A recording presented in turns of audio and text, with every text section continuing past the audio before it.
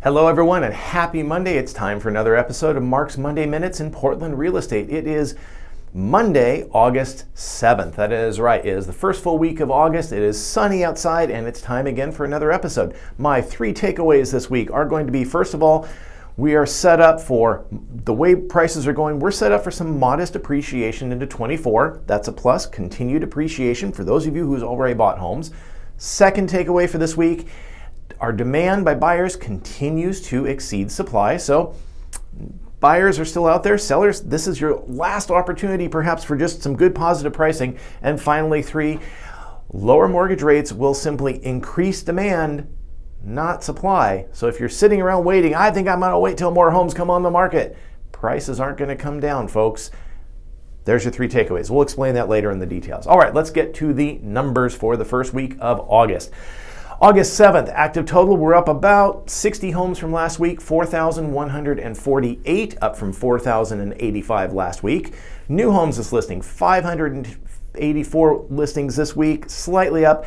I think realistically, we're probably going to cap out at about 4,250, maybe 4,300 listings. That's going to be our maximum here in the next week or two, and then we will start to decrease with the number of listings overall. As I mentioned last week, this is perfectly normal. It fits right with the overlay of 2018, 2019, and even back in 2017. This is a typical seasonal high water mark, if you will.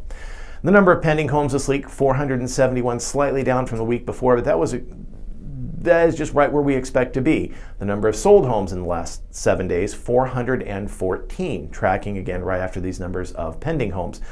Homes with a price adjustment, 1,097. We actually dropped a little bit. Last week we were at 26.5. This week, 26.4. Statistically insignificant, although if you're counting, splitting hairs, there's a split hair out there. The number of homes with a price adjustment, as I say, 26.4%. Now, what did drop is the number of homes coming soon. They'll be available in the next 3 weeks. They dropped from 55 down to 44. I think that was just those homes that we're targeting for the first week of August, and boom, they're on the market and buyers can look at them. Now, of course, if you're interested in those other 44 that have yet to be on the market, talk to me.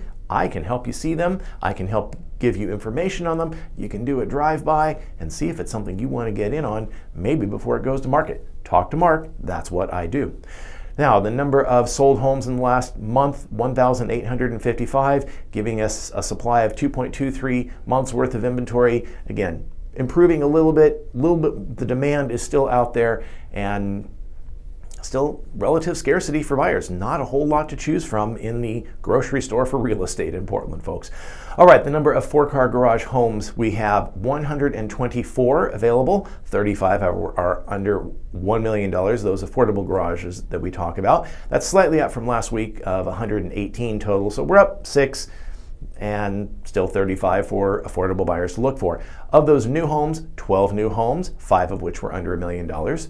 The ones that went pending, only 4 went pending this week, but 3 of those 4 were under $1 million. So those are some savvy garage buyers out there. The number of sold homes in the last week, 5, 3 of which were also, again, in the affordable category. Now, the number of sold homes in the last month, 20, of which 12 were under $1 million. It's giving us roughly about 6.2 months worth of garage homes overall, about 2.9 months worth of inventory of those affordable garage homes. Again, we have such small numbers, these rates are going to skew back and forth, as I mentioned.